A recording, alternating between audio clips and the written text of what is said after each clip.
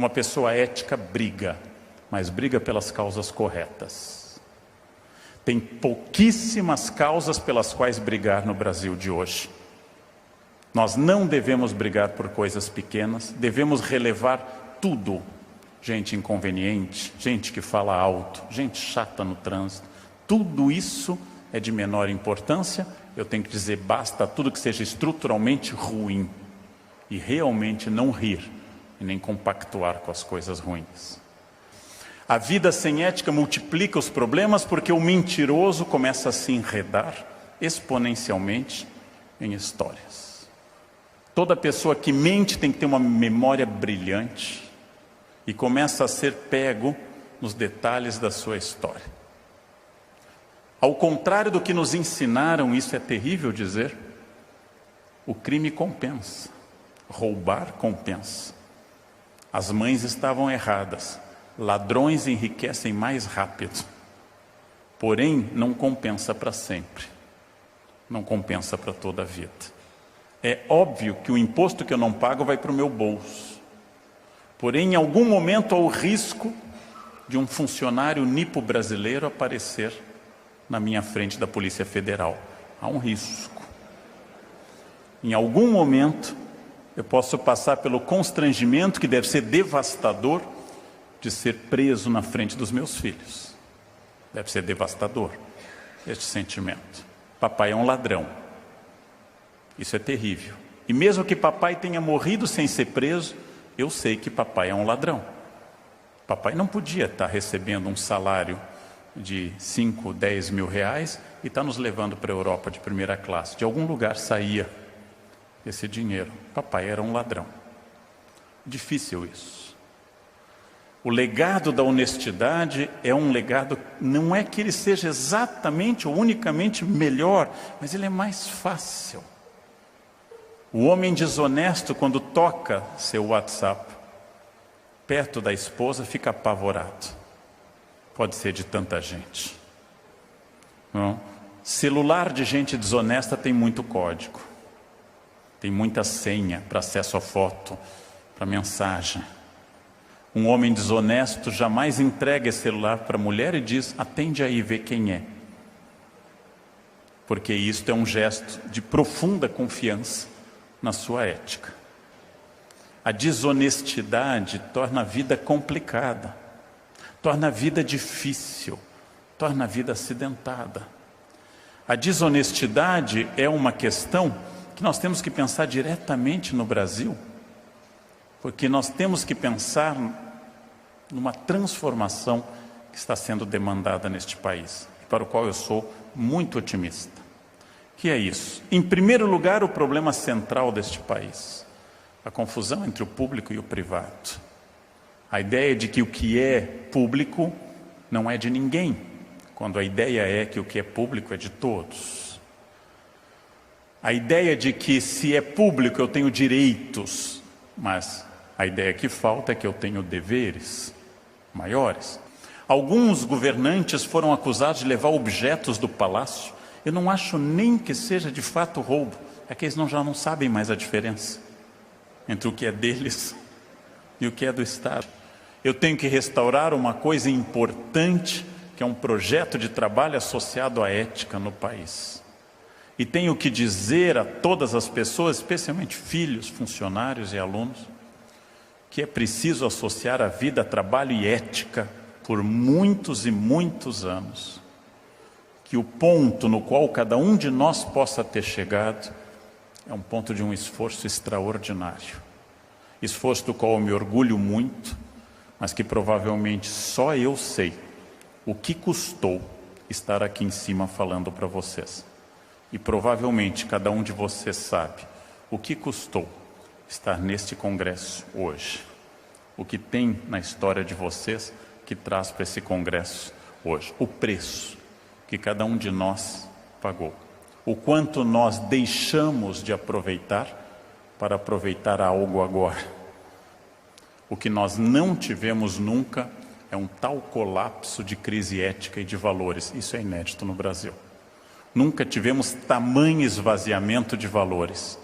Por isso que mais do que nunca Nós estamos numa encruzilhada porque os brasileiros pensam, se afastam Dilma, sobe Temer. Se Temer cai neste momento, sobe Maranhão. Se Maranhão cair, sobe o presidente do Senado. Ou seja, Satanás, Lúcifer, demônio, capeta. Não há aparentemente, não. Pode ser pior. Num lugar que ninguém escuta ninguém, como a Síria, que a ética entrou em colapso, o inferno se instala. A Síria está pior porque a Síria entrou em colapso ético total. 3 poderes: um governo corrupto e ditatorial, uma oposição sem escrúpulos e o Estado Islâmico, que nem precisa classificar. Na Síria, o colapso da ética é o colapso da vida civilizada. Este é o risco, quando nós achamos que não há mais nada a fazer. Este é o risco. Precisamos resgatar valores. Precisamos resgatar valores que valham a pena acreditar. Precisamos resgatar o valor do trabalho. Precisamos resgatar os valores das pessoas que amamos. Precisamos resgatar os valores desta vida produtiva.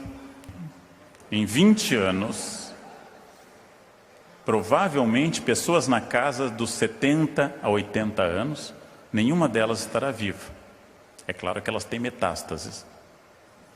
Mas em 20 anos eu suponho que, tirando a Rainha Elizabeth II, todo o quadro dirigente mundial atual esteja passado. E nós provavelmente continuaremos. De novo, perspectiva.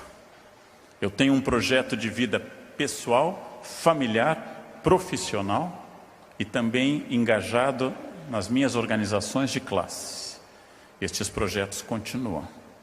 O Estado atrapalha ou não e deve ser muito influenciado por nós.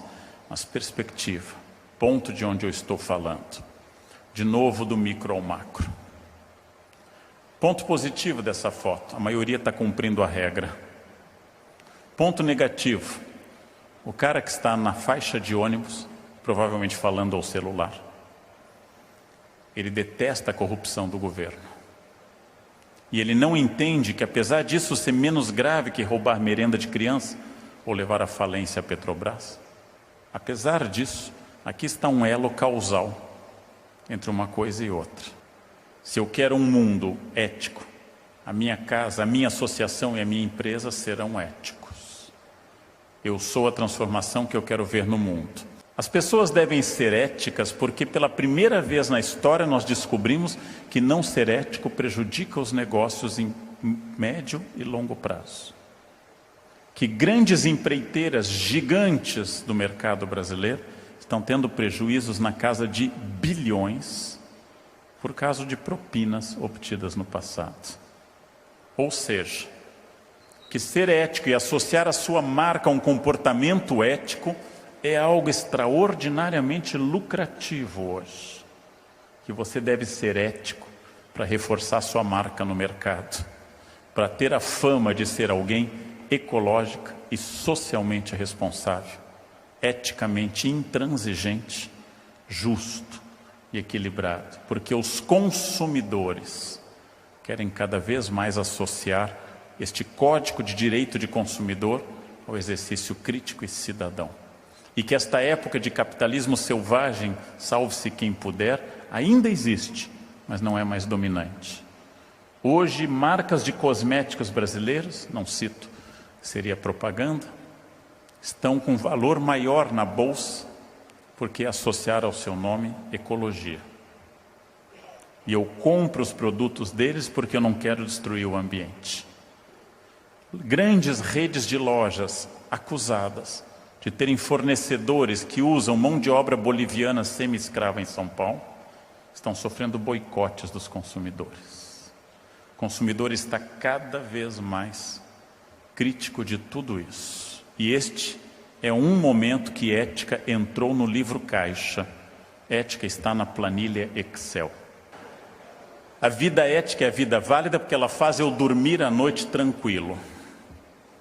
A vida ética é a vida válida porque me faz olhar nos olhos da minha família tranquilo. A vida ética é a vida válida porque ela salva a minha empresa de escândalos. A vida ética é a vida válida porque ela dá lucro, porque ela agrega valor à marca e ela torna a minha marca mais forte. Nós temos uma tradição escrava em ser servido.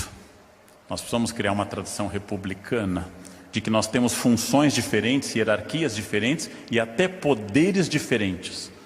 Mas quanto maior o meu poder, maior a necessidade de servir as pessoas. Que eu posso mandar, mas isto é em nome de um bem comum. Essa é a diferença entre autoridade e autoritarismo. O autoritário manda por causa dele. E a pessoa com autoridade manda porque ela está perseguindo um bem comum. Retomar essa tradição. Cada vez mais entender que nós temos funções diferentes, mas somos todos iguais. Que nós temos até poderes diferentes, mas somos todos iguais. Que nós temos responsabilidades diferentes e que quanto mais alto eu subo, maior a minha responsabilidade. E aqui, uma coisa importante no Brasil, esta ética se verifica imediatamente nos padrões mais baixos de trabalho físico. Eu já disse isso várias vezes em público e repito até morrer. Não é um gesto ético respeitar o ministro do Supremo Tribunal. Não é um gesto ético respeitar o delegado. Isto se chama estratégia. É um gesto ético respeitar a faxineira terceirizada. Isso é ética. Respeitar alguém que é mais do que eu chama-se bom senso, vergonha na cara, etc. Ou seja, a necessidade de ser macho alfa me leva a gestos não éticos. Eu não preciso ter razão numa discussão. Eu não preciso ser o ser superior. E se eu for de fato superior, eu posso ceder naquilo que for possível de ceder. Isto melhora incrivelmente as relações pessoais. Quando alguém deixa de ser macho alfa e passa a ser igual com os outros. É muito importante ressaltar a necessidade do trabalho, da iniciativa, mas não para eu ser mais do que os outros. Isso é absolutamente equivocado. É preciso estabelecer um novo paradigma. Este paradigma é o paradigma do serviço e da ética. É preciso voltar a defender a noção de trabalho, de responsabilidade, de ética. Começando na minha empresa, na minha escola e na minha família. Atingindo o trânsito e, por fim, lá na ponta do processo, aquilo que as pessoas acham que hoje que é a coisa mais importante, que é mudar A ou B na política. A escolha ética não garante o paraíso, mas tende a evitar o inferno. Nunca, gente. Obrigado. Nunca haverá o paraíso imediato para nós humanos, mas a escolha ética garante que não vira o inferno. Sempre haverá gente desajustada, violenta, e sempre haverá ladrões, mas nunca deixar que eles dominem e transformem no inferno.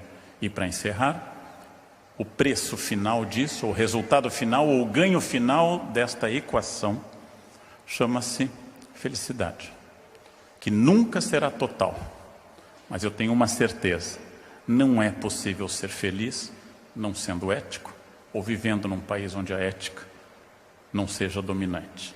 Então, de novo, a vida que vale a pena ser vivida é a vida ética, não porque Platão ou Aristóteles disseram, mas porque é de fato e matematicamente a coisa mais importante que eu posso fazer neste momento para mudar o país, que pode mudar, pode ser bem melhor, e este é um momento privilegiado que nós estamos tendo. Todo mundo discutindo política e ética publicamente. Hoje estamos discutindo muito, isso é muito bom, isso é muito saudável, isso é muito cheio de esperança. Então, debaixo desse pavilhão brasileiro, acredito que tem muita coisa muito boa que pode dar muito certo neste país. Hoje, me ouvindo, contestando, pensando, aprofundando, dando suas próprias ideias, os senhores, junto comigo, deram mais um passo por este novo país. É o fim da minha palestra, mas é o início, espero, de uma nova sociedade brasileira. Espero muito. Muito obrigado.